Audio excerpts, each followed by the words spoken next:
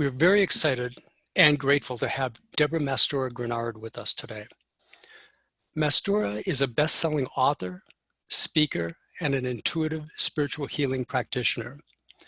Mastura is a Muqaddim Murabbi in the Shadhiliyya Sufi Order with a Masters of Divinity in Spiritual Healing and Counseling from the University of Spiritual Healing and Sufism.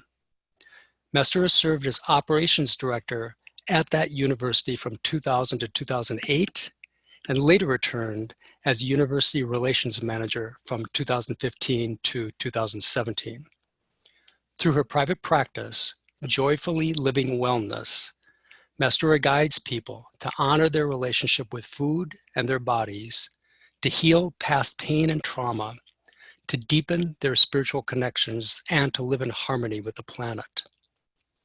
Through her latest book and accompanying course, Bridging the Gaps, A Journey to the Center of Yourself, she guides women to access and embody their sacred feminine essence and hold the energy of the true feminine that is needed for the healing of humanity and the planet. And she says this is a must for women, especially now as we move into the new decade of 2020. Mastura facilitates transformative programs and retreats online and in person. You can join her for her free weekly prayer and healing circle on Sunday mornings. And you can learn more about her at her website, which is joyfullylivingwellness.com, and you'll find a link to that website below in the description. Her teaching today is Finding Mercy in Unexpected Places. Mastura, welcome, and thank you for being with us today. Thank you. Thank you, Pat. Thank you to the Sufi Center Minnesota for all that you do to bring these teachings to the world. And thank you to everyone who's tuning in today and watching the recording. Thank you for being here, being a part of sharing in the peace, love, mercy, justice, freedom, equality that we yearn to see, be, spread, have in this world. So I want to begin with a practice that our guide often began with. And I'm saying this, and I know a lot of you are very familiar with this and some of you not. So that's why I'm giving a little extra explanation. It's called the elongation of the names. It is calling in, inshallah, the messengers, all of the messengers from Allah, the prophets. Bismillah ar-Rahman ar-Rahim. La ilaha illallah. La ilaha illallah. La ilaha illallah. Muhammadan Rasulullah. La ilaha illallah. La ilaha illallah. Excuse me. La ilaha illallah. Ibrahim Rasulullah. La ilaha illallah. La ilaha illallah. La ilaha illallah. Musa Rasulullah. La ilaha illallah. La ilaha illallah. La ilaha illallah. Isa Rasulullah.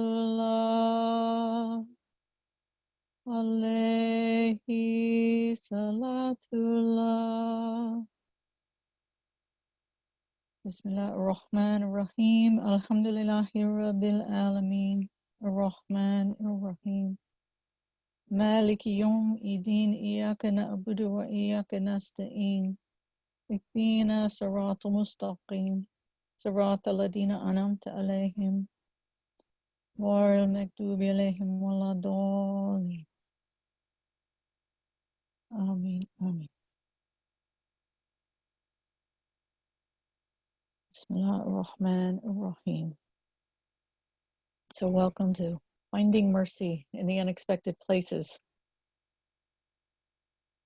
I remember once at a University of Spiritual Healing and Sufism school session, we were in a hotel, I believe it was in Portland, and we were about to begin a halwa. And at the school sessions, we'd always do, and probably still do, always do a one night a week, an all-night prayer retreat, right? Where we go at least into the wee hours, or 12, 1, sometimes 5, depending. We were about to go into the all-night silent prayer retreat, and it was in a hotel in their ballroom. We had a lot of people gathering in the ballroom there for this very peaceful silent retreat. And about the same time as we were gathering, just after, right around the Maghrib time, which is the time of the sunset, as we were gathering, there was a celebration starting just down and across the hall. It was a wedding celebration, and they were firing up the loud rock and roll music, and there was a lot of people in the hallway celebrating and laughing and having a great time, and this drinking and partying and very lively celebration, a different kind of celebration from our silent celebration.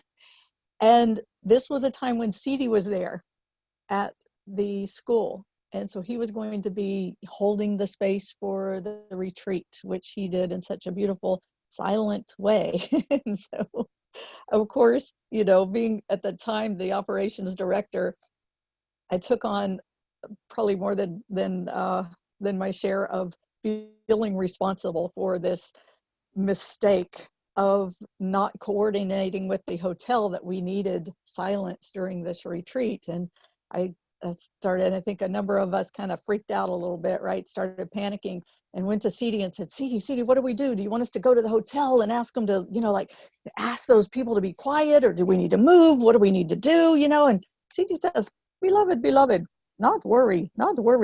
This is their Layla. Leave it alone. This is their Layla.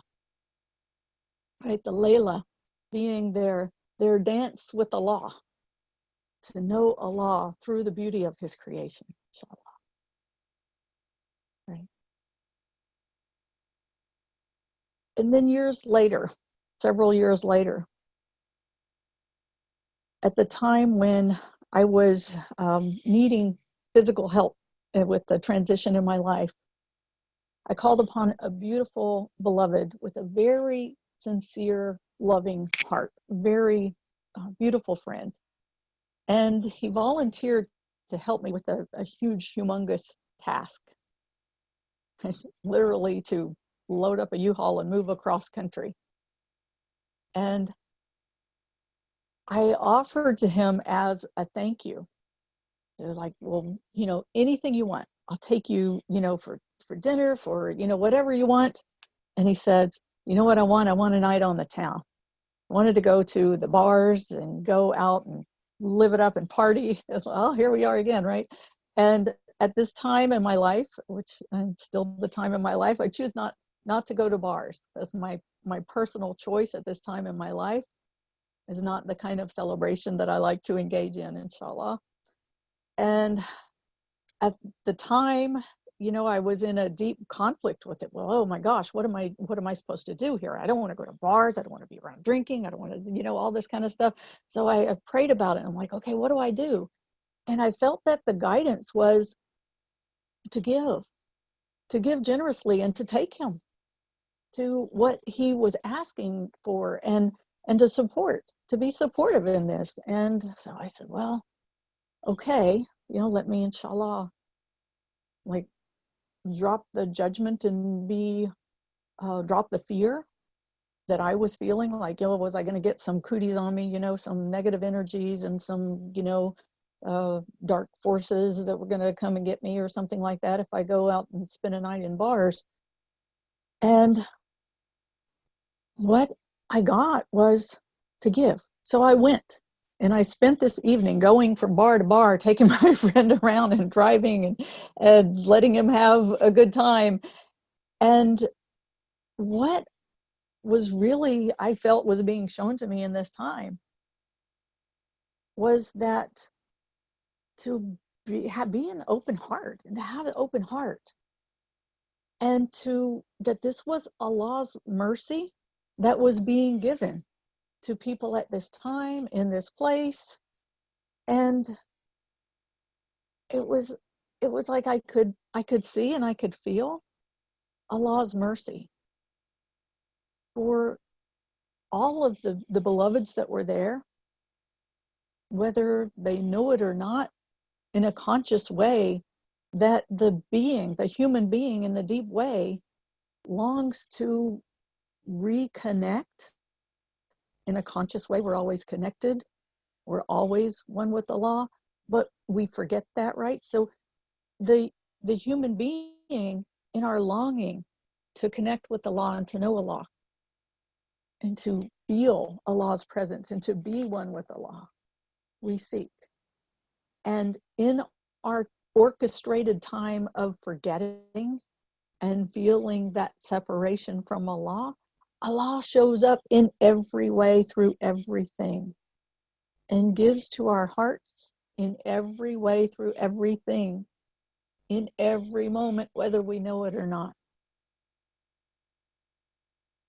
And later, as I developed my healing practice, I work initially with people who were struggling with their relationship with food, be it if it was with weight or with digestion or compulsions or body image or whatever that was, and their desire and ability or need to care for themselves in their relationship with food. And this led to working with the compulsions and the addictions, which led to working with trauma and abuse and some very, very difficult situations.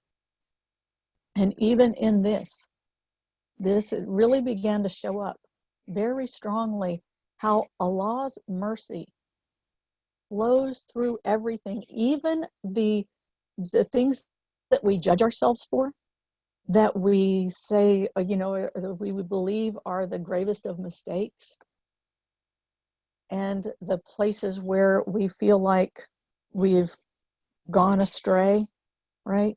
That we are in the deepest, darkest, most painful separations, that Allah's mercy is still there, giving to us in every moment. Allah gives the mercy through even the hidden, the most hidden of channels. And it's in everything that is there for us, that helps us to get through, whether we're just trying to get through this journey and survive, or in our defense patterns and in our coping strategies and our survival mechanisms, in all of it, there is Allah's mercy in everything. Because the sense of separation that we feel when we're in these human bodies is from Allah. And the return and the yearning and the desire to return and the returning that we experience is also from Allah. And everything at every step along the way in between is from Allah.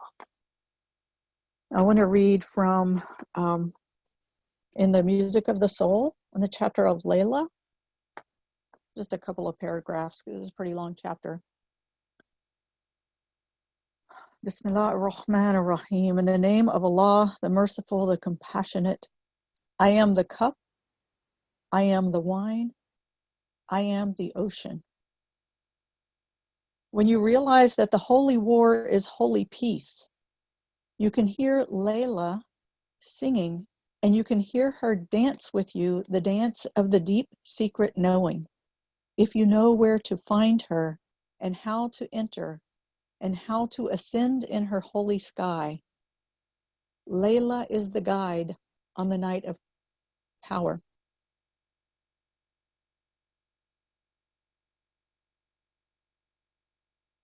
I'm going to skip all the way to the end, or near the end. Layla is the full moon in an empty cup, and the source of all the lights and all the shadows. She is the mistress of veils, day and night. Life and death are all the bridal veils which hide her sacred reality from all but her beloved Allah. He is she, and the essence of the creation is united inseparably with the whole play of creation which emanates from Layla. La ilaha illallah. Behind all the gross and subtle veils of the dance of Layla, there is no reality but the reality of Allah. As Allah has no partners, Layla is Allah. Completely immersed in the holy marriage, but appearing in the guise of creation, because it is only through guises, through veils, that Allah can manifest until the day of judgment. The moment of judgment, when creation is ordained to meet its creator face to face without the mediation of veils. In the meantime, the veil of Layla is the net of Allah, in which he catches his fish to return them to the great sea. And if you find yourself swimming in the folds of Layla's dress, know that there is nothing within her coat but her beloved Allah. In everything is the mercy of Allah, the presence of Allah, the essence of Allah. So take a moment and breathe in, breathe into your heart. And I'll just pose the question, inshallah, what are the places in your life where perhaps you are experiencing what feels like a separation from Allah that pulls in your heart and feels like in your heart is separating you from love, that is separating you from Allah's mercy? And take a moment and sit with that, if you would, and just feel in your heart, where are the hidden places? Those places that separate us from Allah. There's mercy in everything. Because we are born as pure beings, right? Allah breathes all of the knowing of all of the divine names. It says that Allah breathes all the knowing of all the divine names into Adam and into the human being. And in the knowing and in that breath of source that breathes us, that gives life force, energy, like electricity into our beings, as C.D. used to talk about, and talks about a music of the soul, the electricity that is one circuitry that connects all living things, all life force, gives us all consciousness and all the knowing of Allah. This is what gives us life, what gives us breath, what beats our hearts. And it's all connected, all one.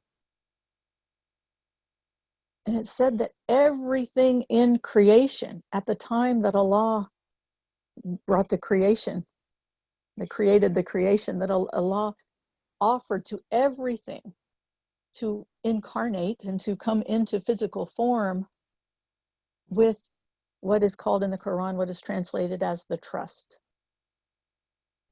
And most of the scholars believe that this trust means the free will.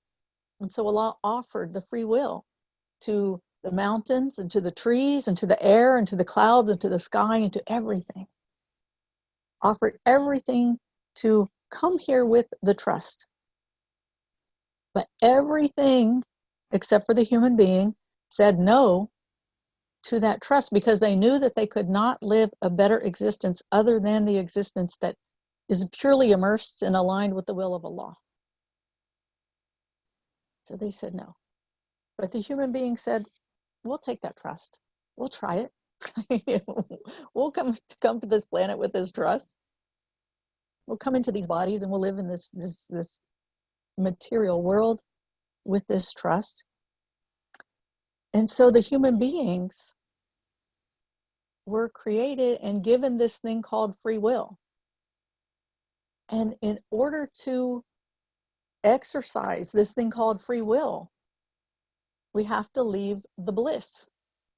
We have to at least perceive that we are separate from the bliss, the pure love of Allah, the knowing of the Layla in everything.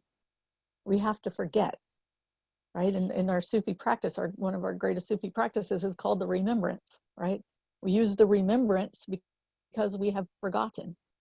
So we incarnate with this knowing that is inside of us and stays inside of us all the time, intact, knowing. It is that compass that guides us through everything.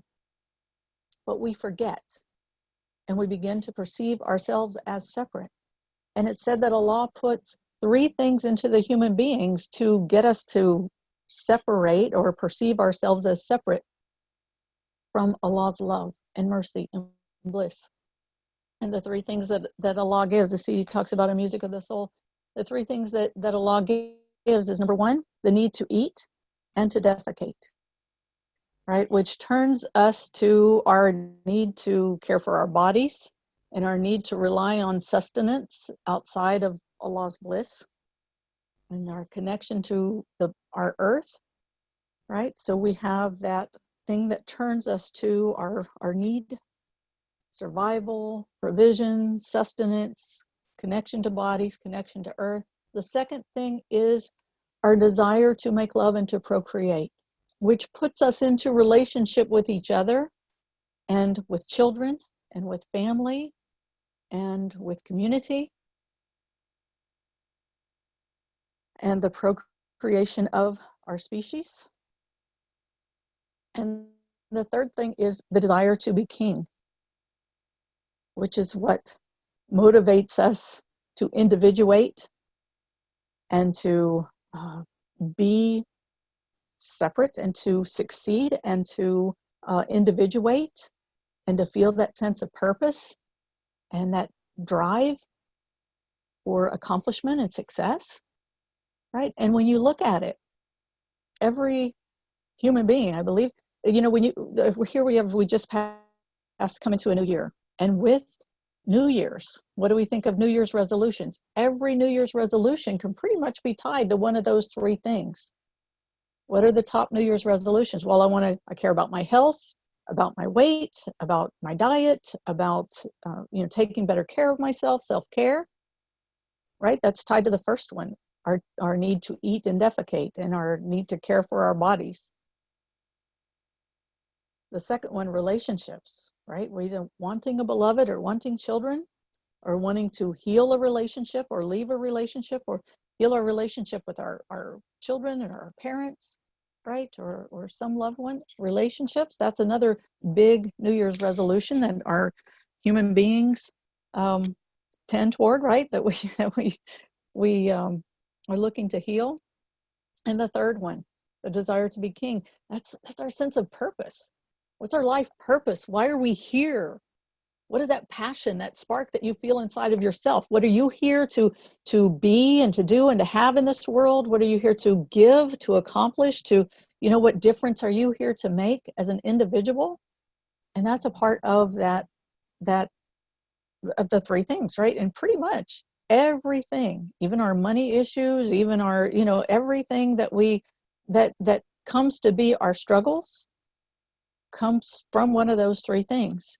And those 3 things, they initially separate us from our connection with Allah and our knowing of Allah.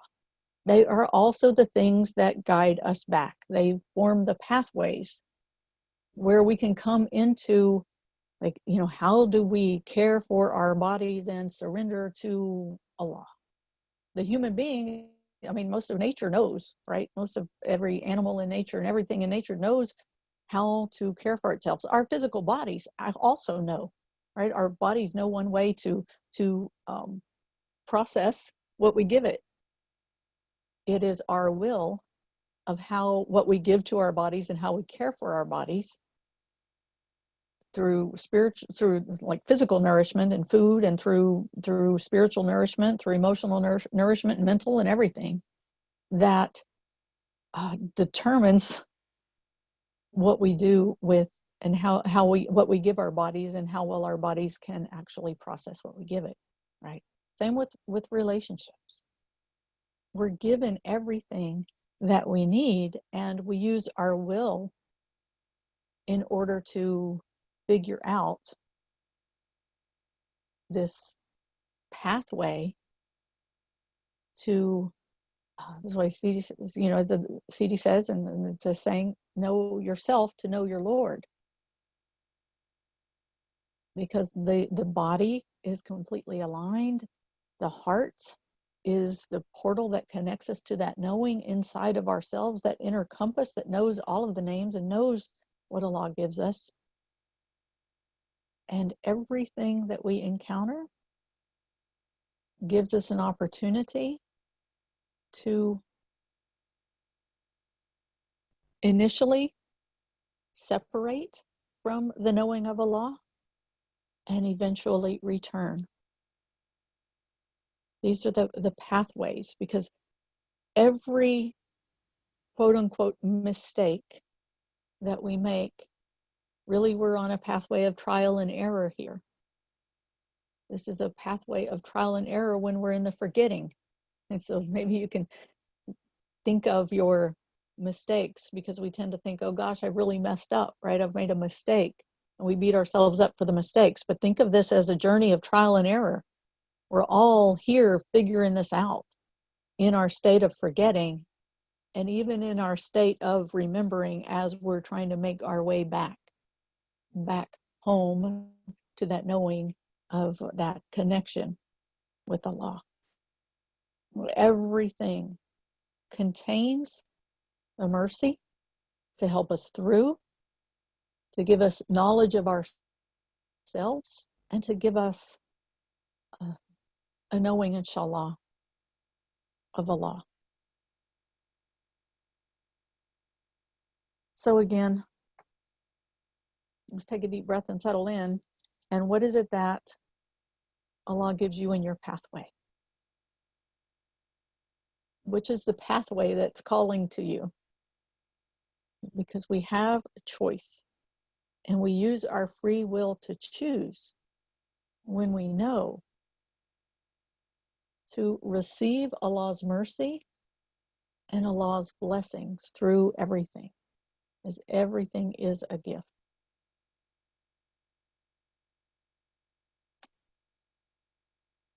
Now,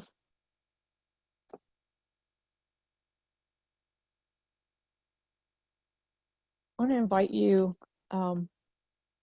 to, if you feel something in your heart that has felt like a mistake, or feels like something that is keeping you from being in the flow of love, receiving Allah's mercy, Allah's grace, then I invite you to just be present with it. So often those are the things that we feel like we have to push away, or we have to hide. And even in those times when we want to come into remembrance and into prayer, there can be that part of us that subtly wants to hide that and wants to push it, like, okay, all that anger that I'm carrying, let me just put that on the shelf behind me here while I come into my prayer and come into my dhikr, my remembrance.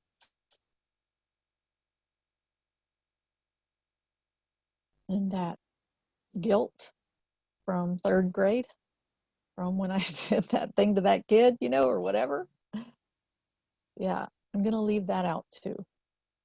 Right? There's no mercy in that. There's no blessing there. I've got to try to get rid of that, annihilate it, in order to return to Allah. But those places inside, in the heart, that are feeling the pain of that separation, those are the places that truly need. They need to, you know, inside of every one of us, it's like, you know, in this life, if we want to like trace anything in this life to that part inside of ourselves that is connected and knows that everything is connected, but that knows its connection. It's like when we have whatever situations we're dealing with and our perceptions of it and our thoughts about it and our beliefs about it, you know, that get imprinted into the mental layer of ourselves, into our minds. If we get caught in those, which we often do, you know, you can just be with that and take a deep breath. And as you witness that, then ask yourself, what am I feeling? How am I relating to this? Because that inner compass inside that's always guiding you is always looking at these things and relating to them in one way or another, right? It's always giving it the thumbs up or the thumbs down or the, you know, this and that, right? That's your inner compass that's always guiding. So how is that compass guiding you? How is it relating to what your situation is around you? And it speaks to you, it gives you information through your feelings. And we're taught in this world that it's not okay to feel, it's not safe. You can get out of control if you let yourself feel, or it's a sign of weakness if you let yourself feel. But the feelings give us vital information about how we're relating to the things in the world around us. The ways that Allah is showing up through the creation. So if we can say, okay, I'm seeing this part of Allah's creation that doesn't look like anything that I think Allah should look like. And say, okay, wait a minute, how do I know Allah through this? Well, what are you feeling? And be with your feelings. Give yourself permission to feel. As you sit with your feeling, and you can do this now, actually, if you do have a situation that you've been struggling with. What do you feel? What is your feeling about that situation? And breathe into that. And as you breathe into that place in your heart that feels, if you can feel it. Or if it shows up as a sensation in your body, breathe into it. And let yourself drop in even a layer deeper. Okay, as I feel this, what is it that I need? What do I need? There are basic human needs that we're all created with. And this is by Allah's divine plan and orchestration. What are the needs? What are the needs that you have inside your heart, inside your core of your being? And if you find yourself saying, well, I need for so-and-so to change something and do something differently so that I can live a more peaceful life, well, okay, there may be some truth to that, but in this moment, just let yourself feel inside yourself. What is it that you need, absent of so-and-so being able to change? Because we can't control other people or even other things. We can control how we relate to it. So what's the gift there for you? What is it showing you about what you need? And Sidi always said, be self-sufficient in the world and needy only for Allah. So let yourself be present with your need. This is another form of information that helps you to know yourself and to know your connection with Allah. Because inside what you need, you can let yourself be present with that need and breathe into that. Allow yourself to feel the need And let the need grow strong within yourself. Bismillah ar-Rahman ar-Rahim. Just call on Allah directly. And let yourself sit. Just imagine the presence of Allah right in front of you, and let yourself be face to face with Allah, your creator, with your source, with your true life force and source of sustenance, source of knowledge, source of healing. Let yourself be face to face with Allah in your need, and let the need grow strong. Let it become like a deep yearning inside of you, so you really feel it in your heart. Breathe into that feeling in your heart and turn that right to the light of the heart of Allah. As if your heart and the eye of your heart is facing right into the eye of Allah's heart. And let your yearning extend from your heart and reach out to the heart of Allah in need, in the deep need. As this yearning comes from the part of you that contains the knowing, knows that this is a part of Allah's creation, a part of what Allah breathed into you to give you life, and it knows when you feel the separation from it, and it yearns to return to it. So call on Allah, let the eye of the heart face right into the eye of Allah's heart, and breathe in that light of Allah from the heart of Allah. Let's read from the quality of Al-Wahhab. Al-Wahhab is the bestower of blessings, the dispenser of all mercies, the giver of gifts. And call on Al-Wahhab. Al-Wahhab is the eternal flow of Allah's blessings that flows from the heart of Allah to your heart, and breathe that right into that place inside of you that yearns to consciously know the blessings from Allah and the mercy from Allah and the return to Allah in this place of yearning inside of you.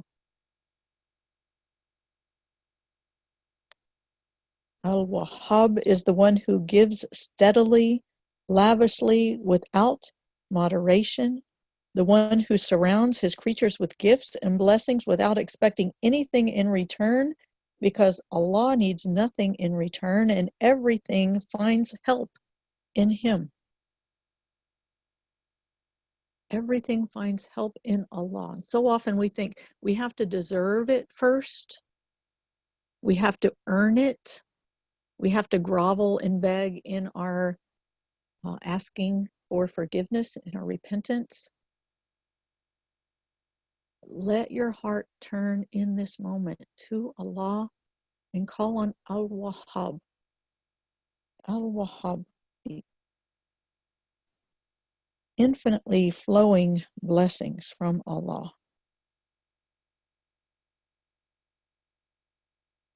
Let's do, rather than read, let's do a little bit of dhikr with the name of Al-Wahhab. Inshallah, as you just let your heart be face to face with the heart of Allah, with the light of Allah, and breathe this in into your heart. Ya Allah, Al-Wahhab. Ya Allah, Al-Wahhab. Ya Allah, Al-Wahhab. Ya Allah, Al-Wahhab. Ya Allah, Al-Wahhab. And if you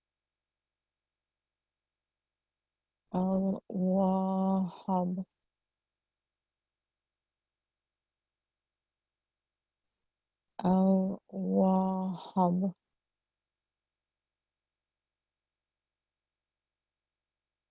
Al-Wahhab.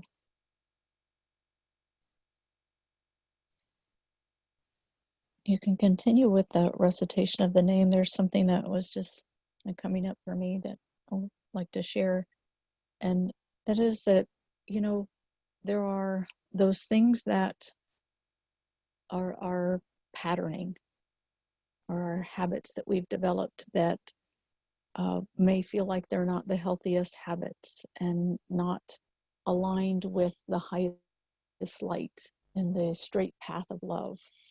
That sometimes, or maybe we see a loved one that struggles with some sort of addiction or some problems. It's always easy to see in other people, right? And a lot of us, I know, do have loved ones that really do struggle, and we pray for them to be able to change and to heal and to to release the power that their addictions have over them.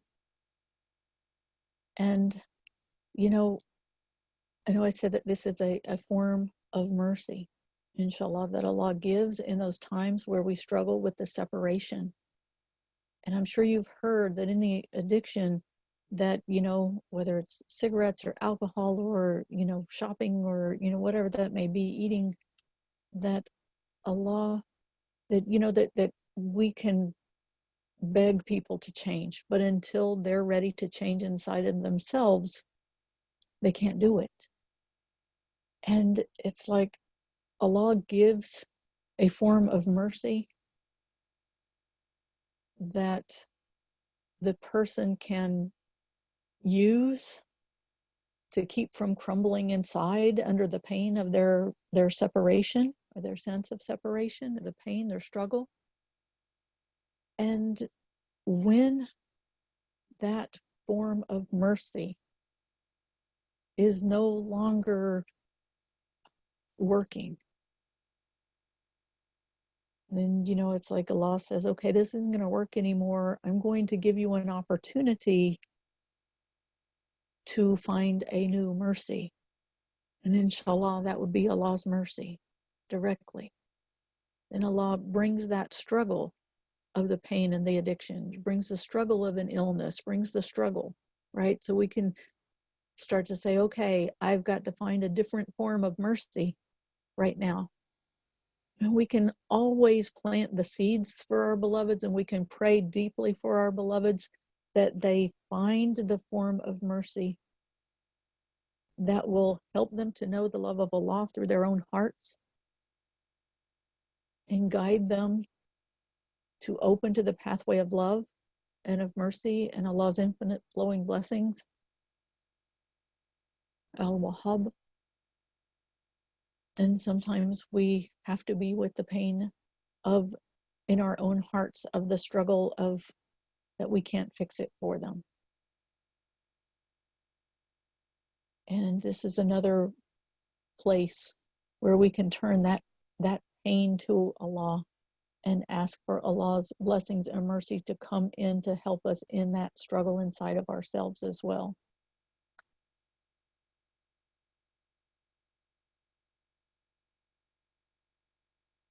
Allah is the most merciful, the ever compassionate, the bestower of mercy and grace and blessings. And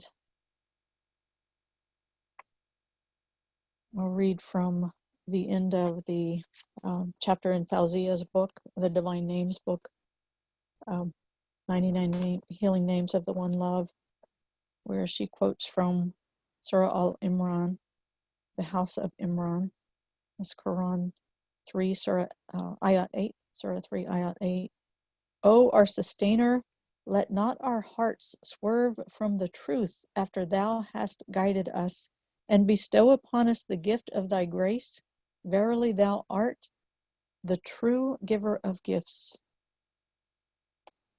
Let us remember, even in the times of struggle, when it feels like, how could Allah's mercy and grace possibly be in this? To bring our hearts and the yearning inside of our hearts, from the situation, the thoughts and the beliefs, to the feeling, to the deeper need, to the yearning, to the knowing, and be face to face with Allah and call on Al-Wahhab to give into that place inside of our hearts, to heal the pain and to strengthen the knowing inside of ourselves, and to help us to receive the infinitely flowing blessings from Allah in every situation, in every moment. Al-Wahhab. So I believe we have about 5-6 minutes left. If anyone has any questions or would like any support, I'm happy to open for that. If you have a question, just go ahead and unmute your microphone. And if you're on a phone, hit *6 and speak.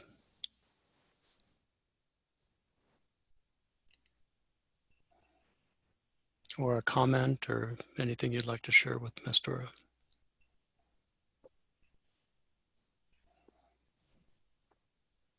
Assalamu alaikum.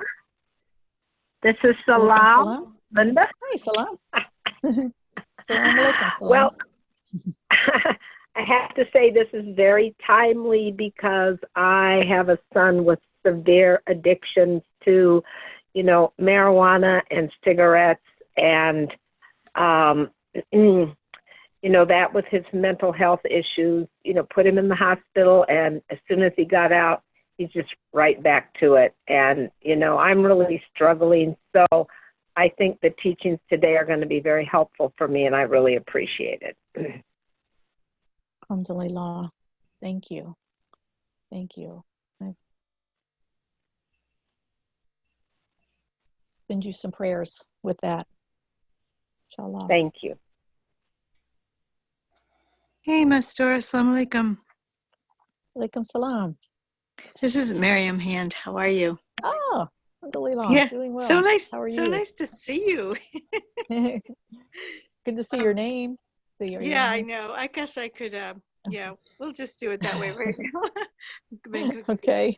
I just, I really, really appreciate the way you brought through very particular steps with very real issues. And these are issues that I'm dealing with. And I haven't been able to find the mercy. So I just want to say, yeah, this was really helpful, and I'm going to listen to it again when I'm not making dinner and really, go deeper into it.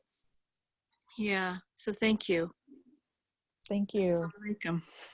Alaikum salam. I see your face even when I hear your voice, even if it's not on the screen. Alhamdulillah. Alhamdulillah. You still look the same way you did last time I saw you. That's good. Yes. Alhamdulillah.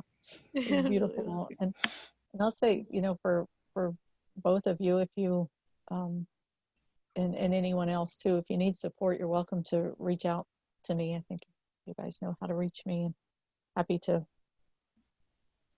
offer what I can, inshallah. Thank you.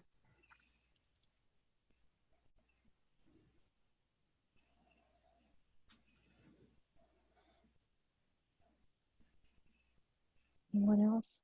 One of the things I'll say is, I know we just have just a couple minutes left, but in the last few years, I've had an opportunity to work a lot with trauma.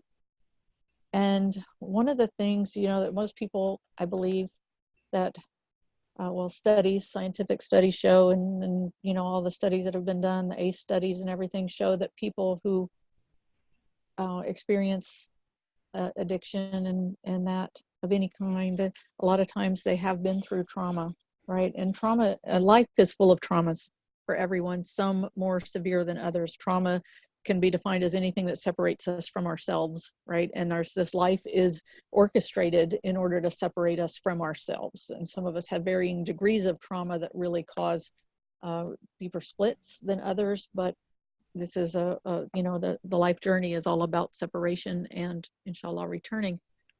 One of the things that, that first step in what we did, was that I'm just thinking I did my prayer and healing circle this morning. Maybe it was in this morning's prayer and healing circle of being with those barriers of, our barriers of defense that we put up. Everybody has our defense mechanisms and our barriers that we put up in order to protect the vulnerable parts of ourselves that have been in pain, the parts that, that don't want to be uncovered, right? That want to stay hidden. And one of the best things that we can do for ourselves and for each other, if we have beloveds that have struggled with trauma and still struggle with trauma or addiction or any of that, is to just be in the presence and hold the space of loving kindness, gentle loving kindness and mercy for each other and for those blocks and barriers. Those blocks and barriers, as Rumi says, your task is not to seek for love, but merely to seek and find all the barriers that you have built against it. And if we can be in the state of understanding that those barriers are there for a reason and that we've needed them and that they have served us and they have been a mercy, and those compulsions and addictions have served and have been a mercy, and we can hold them in that place of gentle loving kindness, of forgiveness, of mercy, and even gratitude. We can hold them in that space, and we can allow them to be seen and to be witnessed for the truth of what they are, which is not bad.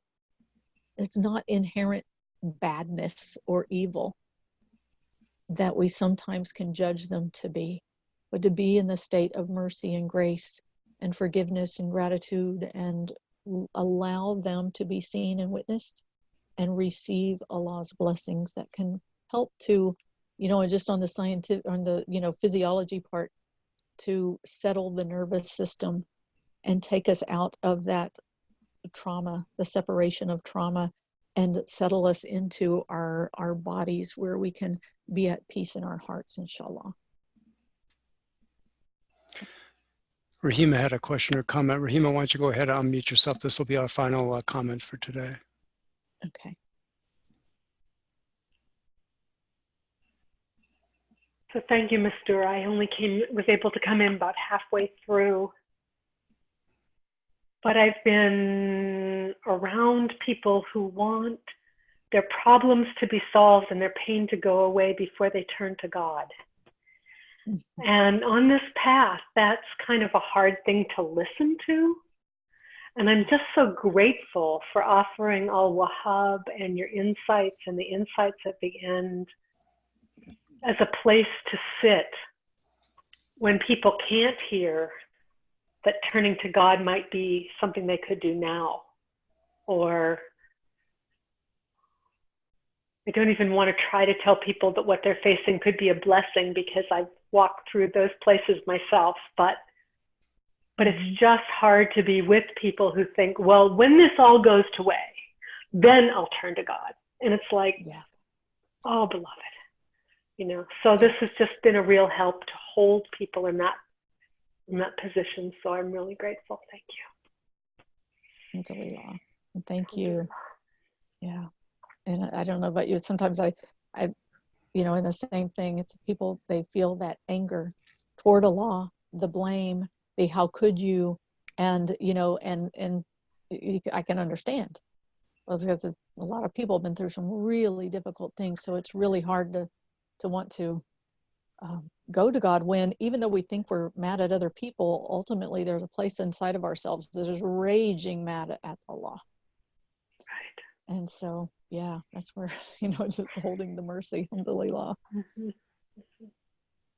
Alhamdulillah, thank you.